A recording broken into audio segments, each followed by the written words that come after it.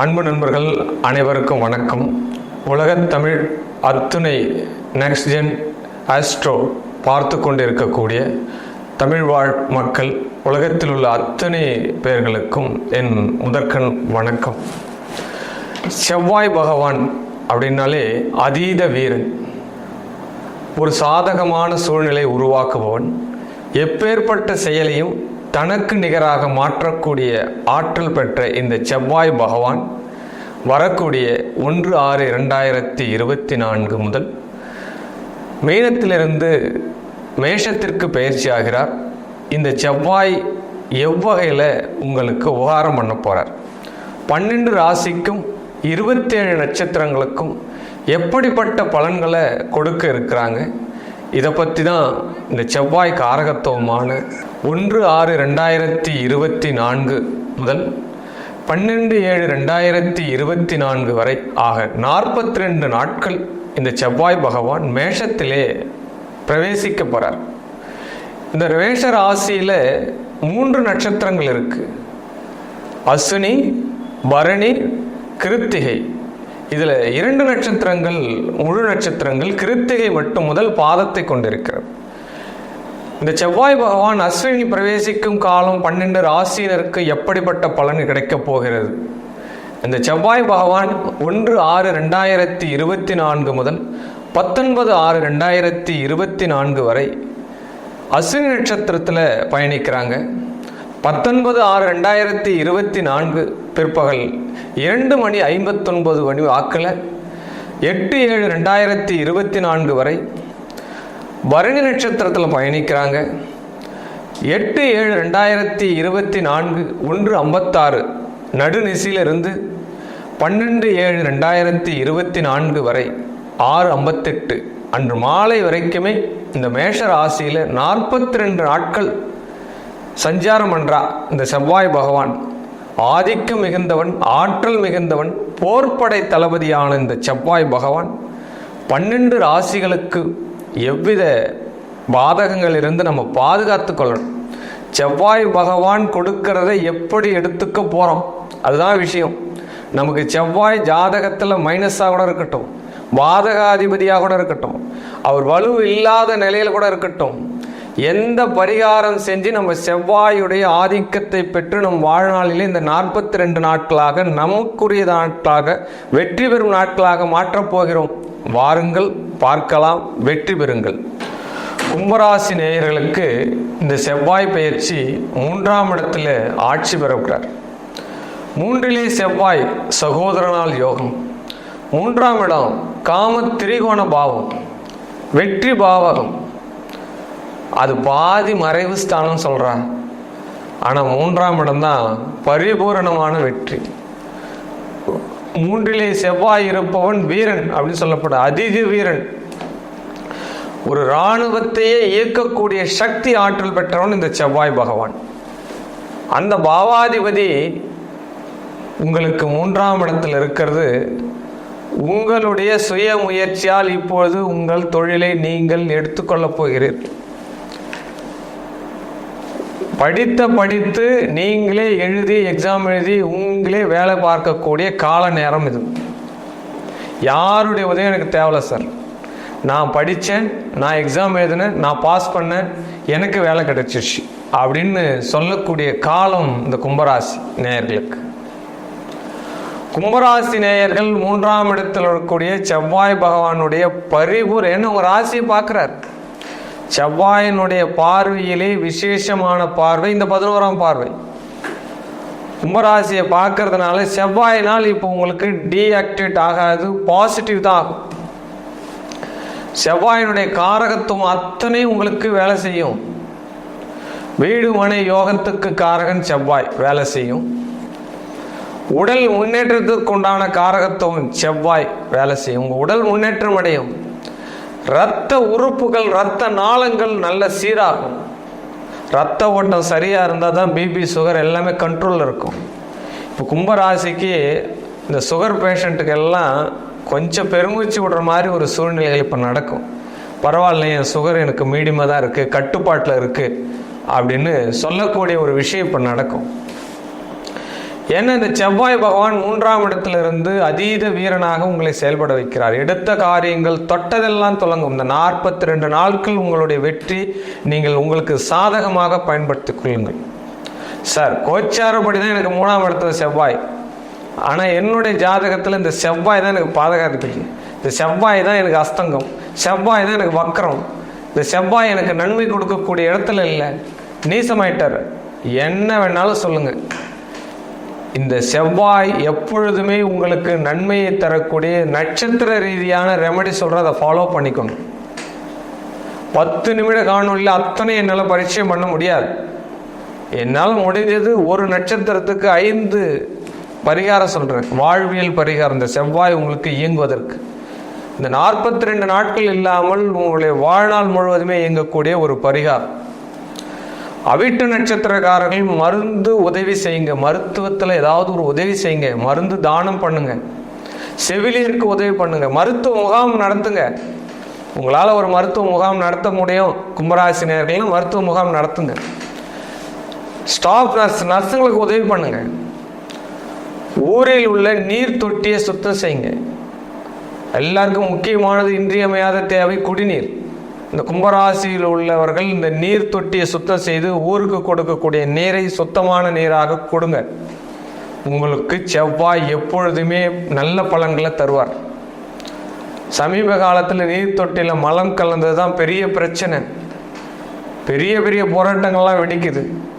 இந்த மாதிரி செய்கிறவாளுக்கு இந்த செவ்வாய் பகவான் மிக பெரிய ஒரு கொடுங்கோலனாக அரசனாக நின்று அவனுடைய ஆதிக்கத்தை அறவே அழிப்பான்.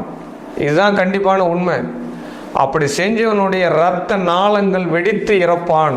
இதுதான் உண்மையான ஒரு கூற்று. ஜோதிடத்தில் விதி இருக்கு. நீரை யாரும் அசுத்து செய்யக்கூடாது, மிகப்பெரிய விஷயம், தெரிந்து செய்யக்கூடாது. அதனால அவிட்டம் நட்சத்திரக்காரர்கள் நீர் தொட்டியை சுத்தம் செய்தால் உங்களுடைய செவ்வாய் உங்களுக்கு ஆக்டிவேட் ஆயிடுவார். உக்கிர தெய்வத்தினுடைய வழிபாடு உங்களுக்கு செவ்வாயினால் யோகம். உக்கிர தெய்வம், சூளம் வைத்திருக்கக்கூடிய தெய்வம், கத்தி வைத்திருக்கக்கூடிய தெய்வம், சங்கிலி வைத்திருக்கக்கூடிய தெய்வம், சாட்டை வைத்திருக்கக்கூடிய தெய்வம், கோரைப்பல் உள்ள தெய்வம், இந்த மாதிரி உக்கிர தெய்வங்கள் கும்பராசியில் உள்ள அவிட்டம் நட்சத்திரத்துக்கு யோகம் செய்யும். சார் நான் சாப்பிட போறேன், எந்த ஹோட்டலில் சாப்பிடலாம்? இதெல்லாம் ஒரு சின்ன சின்ன ரெமெடி தான்.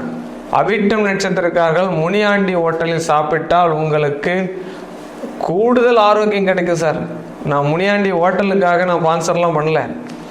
இந்த பேருக்கும் நட்சத்திரத்துக்கும் ஒரு கூடுதல் ஜாயின் இருக்கு. சார் முனியாண்டி ஹோட்டல் எல்லாமே பார்த்தோம் அப்படின்னா அசைவம் தான், நான் சைவமாக தான் சார் இருக்கேன் அப்படின்னா எல்லை தெய்வத்தை வழிபடுங்க, முனியாண்டியை வழிபட ஆரம்பிச்சிருங்க. அவிட்ட நட்சத்திரக்காரர்கள் குலதெய்வம் என்ன வேணாலும் இருக்கலாம், இஷ்ட தெய்வமாக முனியாண்டி எடுங்க, உங்களுக்கு அனைத்திலும் வெற்றி கொடுப்பார். நாட்டு சர்க்கரை தினந்தோறும் சேர்த்துக்கொள்ளுங்கள் அவிட்டம் நட்சத்திரக்காரர்கள். கும்பராசியில் உள்ள சதயம் நட்சத்திரக்காரர்கள், சதய நட்சத்திரக்காரர்கள் பார்த்தோம் அப்படின்னா இந்த ஃபோனை தொடாமல் இருந்தாலும் நல்லது. சார் இந்த காலகட்டத்தில் எல்லாமே ஃபோன் தானே, ராகு தானே, ஃபோன் என்பது ராகு. இந்த ராகு இயக்கம் இல்லாமல் இன்னைக்கு ஒரு நொடி கூட இயங்காது.